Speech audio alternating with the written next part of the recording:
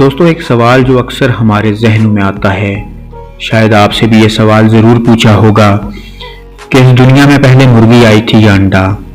یہ سوال سننے کے بعد اکثر لوگ لاجواب ہو جاتے ہیں، اور دوستو اس ویڈیو میں اسی سوال کا جواب آپ کو بتانے والے ہیں کہ پہلے مرغی آئی تھی یا انڈا۔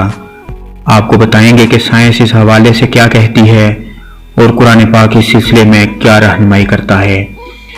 دوستو اس سوال کا سائنسی جواب سمجھنے سے پہلے بیالوجی کو سمجھنا بہت ضروری ہے۔ مرغی کے اندر جو اووریز پائی جاتی ہیں، ان اووریز کی مدد سے ہی انڈا وجود میں آتا ہے۔ دوستو انڈا بننے کے لیے جو سب سے ضروری چیز ہوتی ہے وہ ہے OC70 نامی پروٹین۔ اس پروٹین سے انڈے کا چھلکا تیار ہوتا ہے۔ یہ پروٹین دنیا میں کسی جگہ نہیں پایا جاتا سوائے مرغی کے اندر، اور اگر یہ پروٹین نہ ہو تو انڈے کا چھلکا نہیں بن سکتا، یعنی انڈا اس پروٹین کے بغیر وجود میں نہیں آ سکتا۔ تو جب انڈا نہیں بن سکتا تو چوزا بھی نہیں نکل سکتا، یعنی یہاں پر یہ بات بالکل واضح ہو جاتی ہے کہ مرغی کے بغیر انڈا نہیں بن سکتا، کیونکہ انڈے کے وجود میں آنے کے لیے جو پروٹین چاہیے وہ صرف اور صرف مرغی کے اندر ہی پایا جاتا ہے۔ اور دوستو اسلام اس سلسلے میں ہماری رہنمائی اس طرح کرتا ہے۔ قرآن پاک میں اللہ تعالیٰ کا ارشاد ہے، اور ہم نے ہر چیز جوڑے میں بنا لی تاکہ تم لوگ اس سے نصیحت حاصل کرو۔ سورہ زاریات آیت نمبر 49۔ ایک اور جگہ پر اللہ تعالیٰ کا ارشاد ہے، پاک ہے وہ ذات جس نے سب جوڑے بنائے زمین کی اگائی ہوئی چیزوں سے اور لوگوں سے اور ان چیزوں سے جنہیں وہ بھی نہیں جانتے۔ سورہ یاسین آیت نمبر 36۔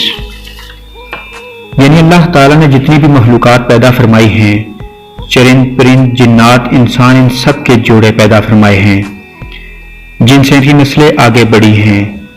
انسان کی نسل حضرت آدم علیہ السلام اور حضرت حوا علیہ السلام کے جوڑے سے چلی ہے، اور اسی طرح دوسری تمام چیزوں کے جوڑے بھی پیدا کیے ہیں۔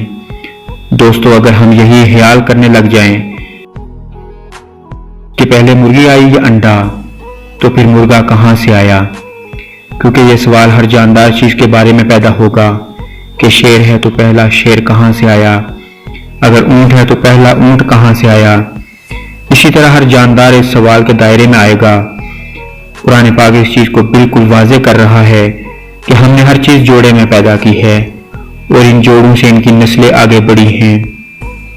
تو یہ بات کنفرم ہو جاتی ہے کہ اللہ پاک نے پہلے مرغا اور مرغی کا جوڑا پیدا کیا، کیونکہ اللہ پاک جس چیز کو پیدا کرنا چاہتا ہے تو کہتا ہے کن ہو جا فیکون، تو وہ چیز ہو جاتی ہے۔ دوستو ہماری آج کی ویڈیو کے بارے میں آپ کا کیا خیال ہے؟